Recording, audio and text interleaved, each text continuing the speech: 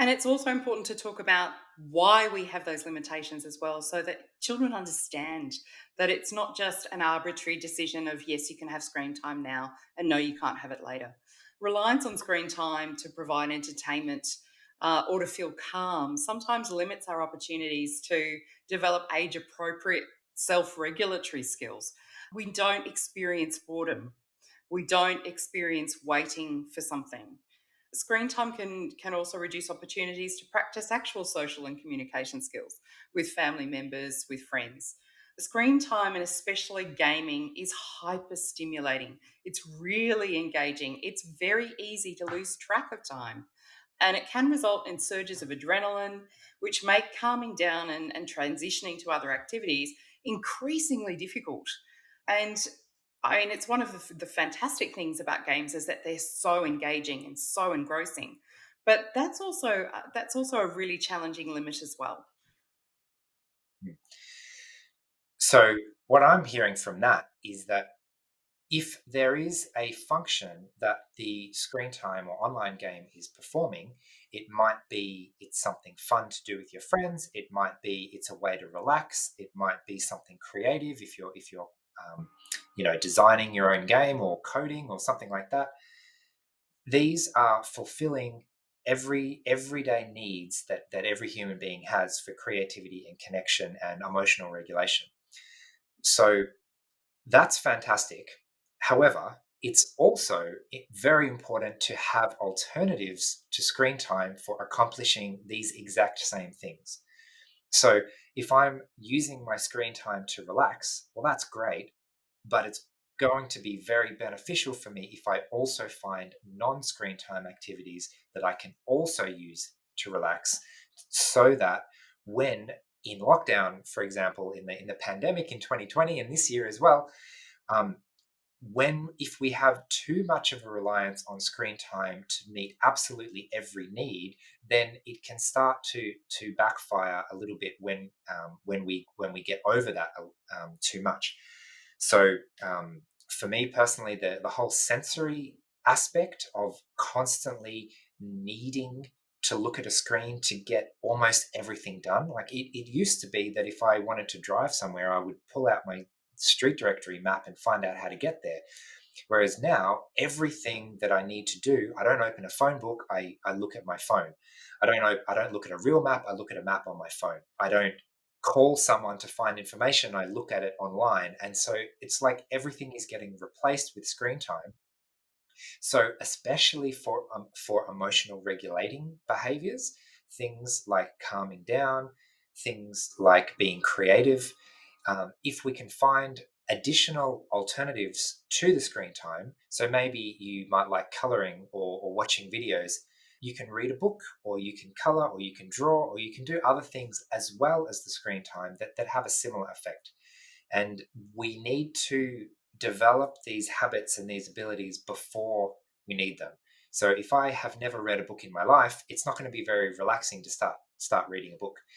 If I've never tried coloring with a pen and pencil, with pen and paper, then trying it for the first time is not necessarily going to be very relaxing. Whereas if I've built up a habit of getting a range of different tools in my toolkit that I can use, especially when it comes to emotional regulation, then it's going to give me a little bit more control to reduce my need for screen time when screen time is being required for certain other things like online learning, for example. And the limits are in place to allow opportunities for precisely those reasons. It's also important to be able to emphasize that there are other things that our children have responsibilities to do and tasks that need to be done. And then after that, they have the choice to do what they want to do. And technology can be so immersive that that sort of level of concentration requires an almost hyper focus.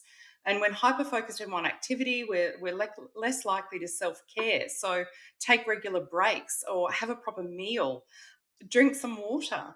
And there are actual physical risks associated with that kind of total immersion in technology for long periods of time. Things like poor posture or tension headaches or eye strain or poor diet. And those challenges are very, very real, especially in children, because we're only just developing tastes for what we like and don't like, and listening to our bodies and listening to that brain body connection. So when we have the distraction of a screen, it can be very easy to switch off to those messages.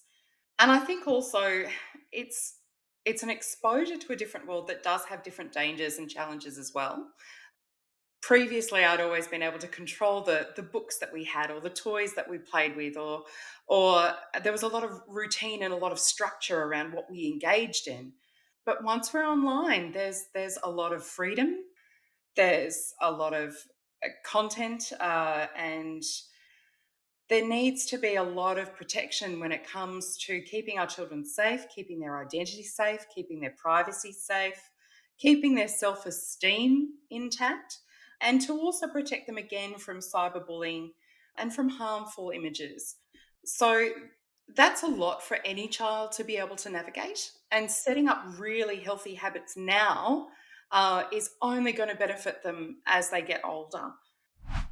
And what we really want to have happen is moving from fixed and externally regulated boundaries to self regulated screen time. Now, I know many parents have just roared with laughter when I said that, and I almost did too. Um, but, when starting off with limits and boundaries, go into the backgrounds of the different apps, turn off the chat functions, turn off access to various content, set time limits that are operated by a PIN, that require your child to ask permission before they extend any games, they do any online purchasing, all of those sorts of things. And they need to be externally set to begin with, because it's a very big world, the online world. So we need to have those markers in place, those checks and boundaries. But then what we really need our children to start developing is this idea of, I have something I have to do and then something I want to do. Or I have this schedule on a particular weekday, but I'll have more time to do something else on another day.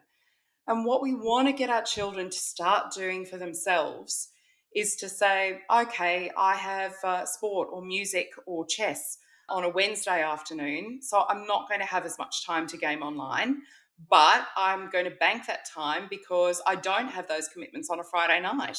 And I would like to use that socializing and gaming time then. The idea is to start moving away from a lot of these external controls, a lot of the parental control functions, to your child regulating their amount of time that they've been on. And they've said, okay, well, I've done an hour today, but I'm going to do 3 hours on Friday. Is that okay? It is important to talk about those very, very key things about communication and consent. You need to have agreement as a family, what is acceptable and the acceptable amount of time, so that the whole family works. We can't have special functions and special birthdays and one person sitting there completely disengaged and on their iPad with headphones on. So it's about setting up those good habits so that your children can start managing it for themselves. When you start handing over some of those freedoms to being flexible with time, or flexible with content, or flexible to a certain degree with what they can purchase or not purchase, there are going to be mistakes. There are going to be lots and lots of mistakes, because the temptation is so strong, and the adrenaline that happens when they're in the game to purchase something or get something or take a shortcut is so strong. But we need to set up these safe fails so our children feel what it's like to come across those challenges, how they feel when they make good, positive choices, and how they feel when they don't.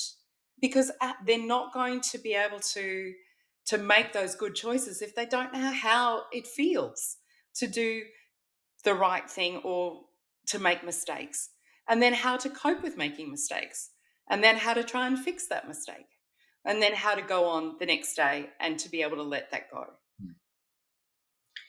So I often use the phrase, don't ask me to self-regulate, help me to self-regulate. And why I bring that up is because in the beginning, as Shannan was just saying, a lot of the boundaries are enforced externally.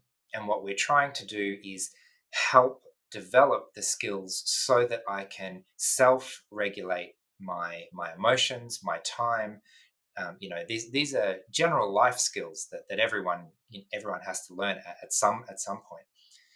And when I'm slowly building up those skills, what I need more than someone else doing it for me is someone else helping me to do it myself. So if I get into the habit of knowing that what I'm going to do is play as long as possible until someone else tells me to stop, then I'm not actually learning how to manage it by myself. Whereas if I know that I need to manage it on my own and I have control and the ability to make that work for me, then I can actually use that responsibility in an exciting way to have some agency and control over my own situation, so that I make the world work for me. I use my responsibility to make the situation work in my best interest. Like the example of banking up all my time and then playing it all on the one day, or something like that. So when setting boundaries, it helps to make sure that there is some agency in how those boundaries are set, for one. So if even before I'm given the opportunity to self-regulate the boundary, I might be given the opportunity to help create a boundary. What do you think of these rules? Is that fair? How much would be a good amount of time?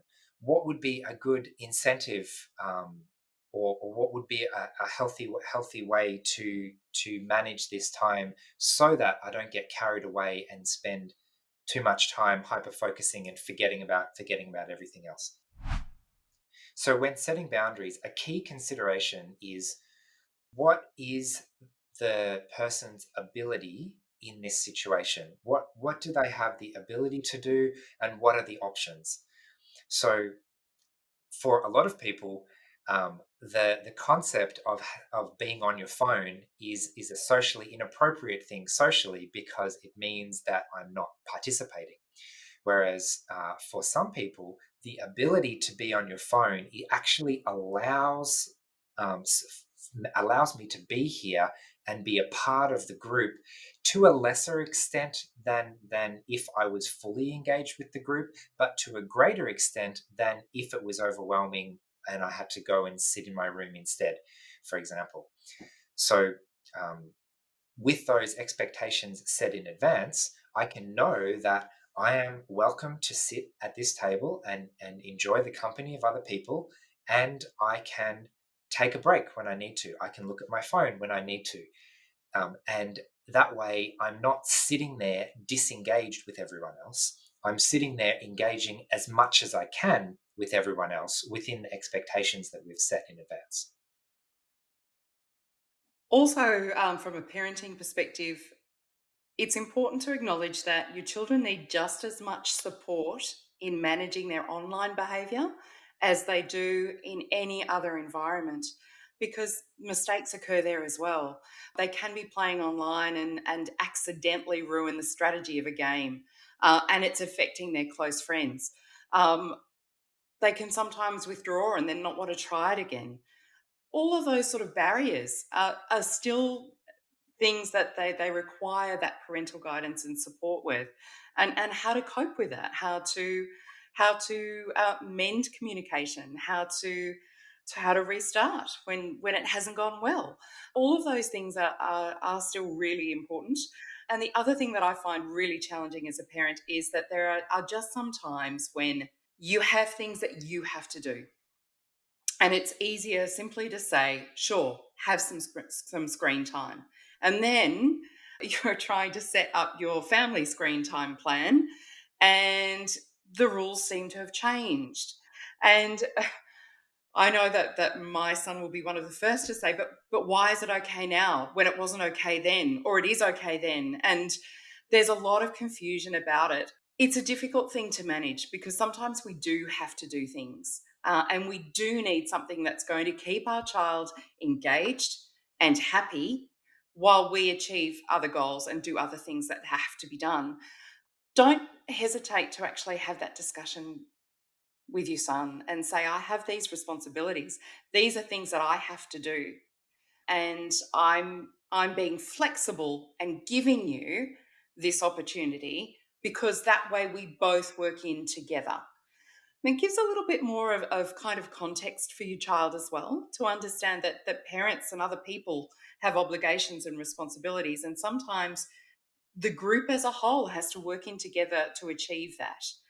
Having said that, consistency can really help as well to make sure that you're not offering too much flexibility, because otherwise it seems as though all of the rules are arbitrary and it's going to become a real source of confrontation and argument, which is not what you want to have happen at all.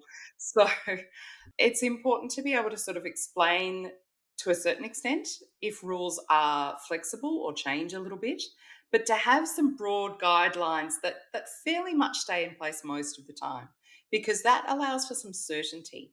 That allows a basic foundation for your child then to work from, and it's setting them up for success as well.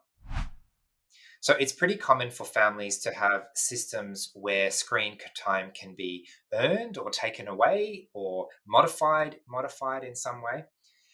And one thing to consider when implementing that type of system is to make sure that we are starting from a place of safety, as I like to say. So, if screen time is used as a way of self regulating, as a way of coping, then taking it away actually takes away a coping mechanism, and we end up in a situation that is not viable in that situation. So, taking away a reward, or simply not giving an additional reward that wasn't earned, is very different to taking away something that I need to cope in a situation.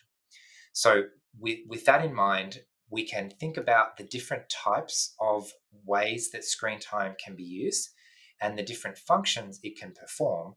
And there may be certain functions of screen time that may be allowable in certain situations. For example, coloring or just watching a video or something that is legitimately relaxing, which is very, very different to playing a social online game with friends. A lot of games are very interactive and very hyper stimulating, and they might be fun, but they're definitely not relaxing. And they might feel like we're winding down, but actually we're just getting sucked in and having a great time, but it's not actually relaxing. So it's helpful to notice the differing effects that they have.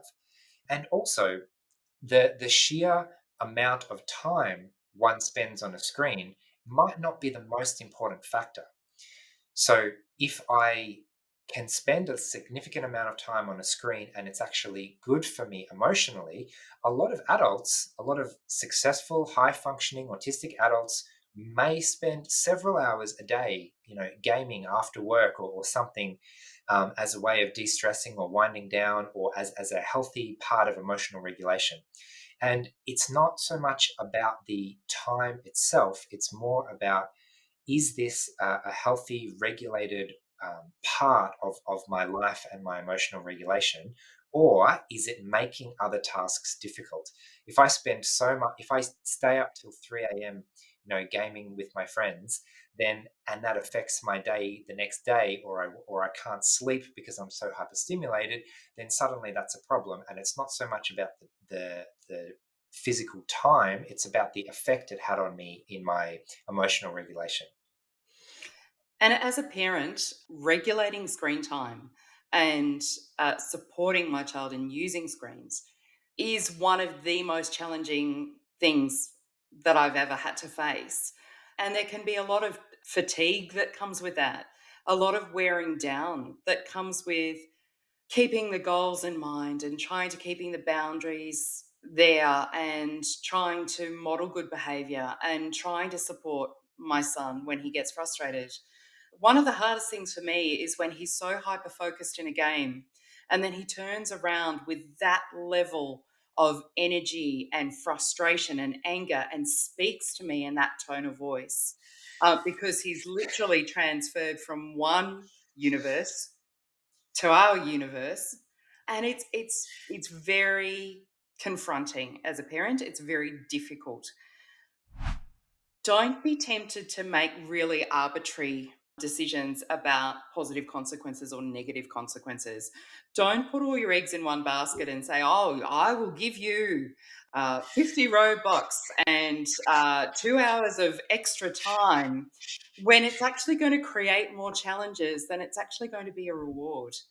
And likewise, don't suddenly ban something outright. It doesn't take into account how significant a role technology plays in your child's life.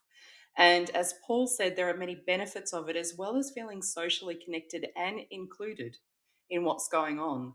And to be able to ban that lifeline can be incredibly detrimental and have unintended consequences. So be very sensitive. Asking your child to go without something for an hour can sometimes be an incredibly long time.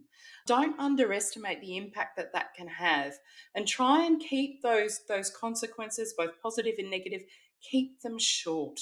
Allow opportunities for your child to earn more time, or to earn another opportunity to try, or a chance to fail, or a chance to succeed. But just make sure that there's a lot of time and patience in being able to set those boundaries, because otherwise the unintended consequences and the unintended emotional stress that you feel as a parent and your child feels as well, can suddenly make this screen time issue almost insurmountable, and you feel like you're never going to have success in that area. And that's not something that we want. We want to be able to have our children go from these very fixed boundaries to more flexible boundaries, and it requires persistence, it requires reinvesting, it requires trying and trying again.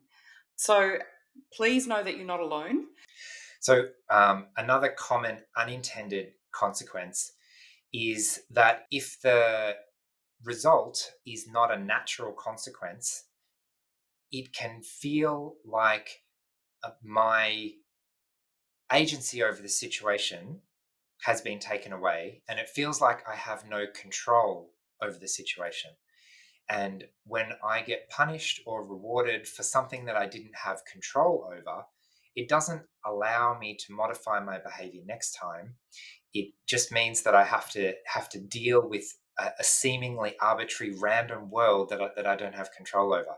So it can be difficult to come up with very clear natural consequences, but that always helps to set the boundaries in advance, set the rules in advance, so that I can use the rules to my advantage and actually have some agency in that situation to motivate my own behavior to achieve a goal that I actually want to achieve, rather than feeling like reward and punishment is random and something that is unfair. Maybe you've heard that word being thrown around. It can feel unfair when I don't feel like I have control over the situation, or it's a bit random. So, summarising some of the key points that we've raised about screen time is that there are risks and benefits of screen time, and a balanced view helps us to identify priorities and pitfalls. Excessive screen time is the number one issue facing school age children in Australia and their parents. Knowledge of expected and unexpected behaviours when managing screen time helps us to set up a positive relationship between family members and technology. Limits and guidelines not only relate to online platforms and gaming, but to our psychological and physiological well-being. Technology boundaries are designed to maximise the enjoyment and benefits of screen time while minimising the negative impacts and the risks associated. Moving from fixed and externally regulated boundaries to flexible and self regulated boundaries helps children to acquire those essential life skills of balancing their wants and needs, and sets them up for success when it comes to organising and prioritising what they have to do and what they want to do. And the process of learning screen time social skills allows for safe failing. So it gives our children the opportunity to test their skills and their self awareness, in a reduced and a moderated risk environment. And it allows regular opportunities to review their progress and tweak behaviours to achieve more positive outcomes. These social skills are rarely linear or predictable. So expect wins, expect challenges, and expect for these new skills to be tested and developed at every point. So, one of the most frustrating dynamics in any relationship is where one person relies on the other to regulate or limit their behavior. So, if I am relying on someone else to tell me when enough is enough and to forcibly enforce that boundary, I don't have a sense of self control around that. And I don't have a sense of being able to choose for myself what's going to happen. So, in the long run, a way that feels a lot better. It feels like I'm taking control of the situation. It feels like um, I'm turning reality into something that can work for me, into something that I can succeed in, is if I can start to successfully decide how to limit my own behavior so that I'm using the rules to my advantage and and leveraging that so that I can get something that I want that I could not have otherwise achieved if I was relying on someone else. So, some of the ways to encourage responsibility, to encourage self regulation, to be really motivating in that behavior is to slowly bring in more and more autonomy around number one, what are the rules? How are the rules supposed to be enforced? What would be fair? And then eventually, how can I help you to manage the new environment and the new expectations that we've come up with together so that you can get the most out of the situation that we've both just described as fair in a way where you can control the situation. So that's really motivating. I know when I was younger, there were some things I could do to earn screen time, and that was extremely motivating. And it felt like it was fair because the consequences matched what I was capable of actually doing. So the kind of things that make the world seem unfair, the kind of things that are extremely demotivating is when the world feels random and I feel like I don't have control and it feels like the consequences were not predictable from the actions. So when trying to manage screen time, it might be extremely difficult and you might be thinking, how on earth are we ever going to get there? But there are lots of small steps that you can take to help give away some of that responsibility for the management and empower your children to manage themselves and even to use other tools such as timers or making a plan or making a schedule or other things so that they can actually learn the life skill of managing these things themselves.